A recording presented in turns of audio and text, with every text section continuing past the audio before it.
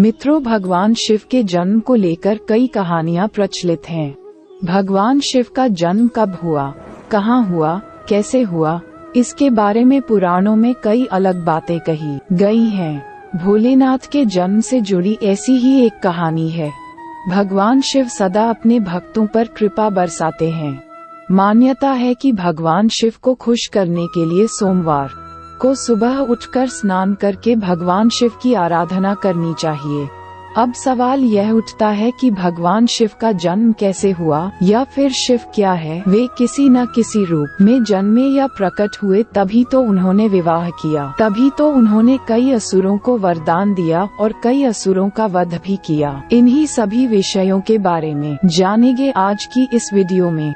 आइए जानते हैं भगवान शिव के जन्म से जुड़े कुछ खास रहस्य जो शायद आपको नहीं पता होंगे। शिव पुराण के अनुसार भगवान सदाशिव और पराशक्ति अंबिका से ही भगवान शंकर की उत्पत्ति मानी गई है। उस अंबिका को प्रकृति, सर्वेश्वरी, त्रिदेव जननी, ब्रह्मा, विष्णु और महेश की माता, नित्या और मूल कारण भी कहते हैं।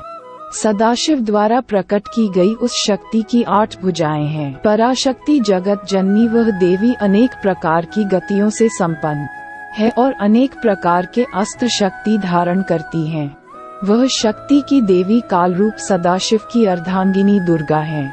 उस सदाशिव से दुर्गा प्रकट हुई। काशी के आनंद रूप वन में रमण करते हुए एक समय दोनों को यह इच्छा उत्पन्न हुई कि किसी दूसरे पुरुष की सृष्टि करनी चाहिए, जिस पर सृष्टि निर्माण का कार्यभार रखकर हम निर्वाण धारण करें। इस हेतु उन्होंने वामांग से विष्णु को प्रकट किया। इस प्रकार विष्णु के माता और पिता कालरूपी सदाशिव और पराशक्ति दुर्गा हैं। विष्णु को उत्पन्न करने के बाद सदाशिव और शक्ति ने पूर्ववत प्रयत्न करके ब्रह्मा जी को अपने दाहिने अंग से उत्पन्न किया और तुरंत ही उन्हें विष्णु के नाभि कमल में डाल दिया। इस प्रकार उस कमल से पुत्र के रूप में ब्रह्मा का जन्म हुआ। एक बार ब्रह्मा और विष्णु दोनों में सर्वोच्चता को लेकर लड़ाई हो गई, तो बीच में कालरूपी एक स्तंभ आकर खड़ा हो गया।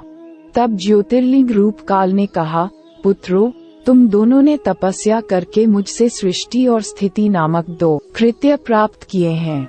इसी प्रकार मेरे विभूति स्वरूप रुद्र और महेश्वर ने 2 अन्य उत्तम कृत्य संहार और तिरुभाव मुझसे प्राप्त किए हैं, परंतु अनुग्रह नामक दूसरा कोई कृत्य पा नहीं सकता।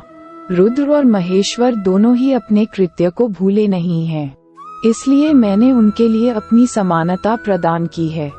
सदाशिव कहते हैं, ये रुद्र और महेश मेरे जैसे ही वाहन रखते हैं, मेरे जैसा ही वेश धरते हैं और मेरे जैसे ही इनके पास हथियार हैं। वे रूप, वेश, वाहन, आसन और कृत्य में मेरे ही समान हैं। अब यहाँ 7 आत्मा हो गई। ब्रह्म परमेश्वर से सदाशिव, सदाशिव से दुर्गा, सदाशिव दुर्ग से विष्णु, ब्रह्मा, रुद्र, महेश्वर। इससे ये सिद्ध हुआ कि ब्रह्मा, विष्णु, रुद्र और महेश के जन्मदाता कालरूपी सदाशिव और दुर्गा हैं।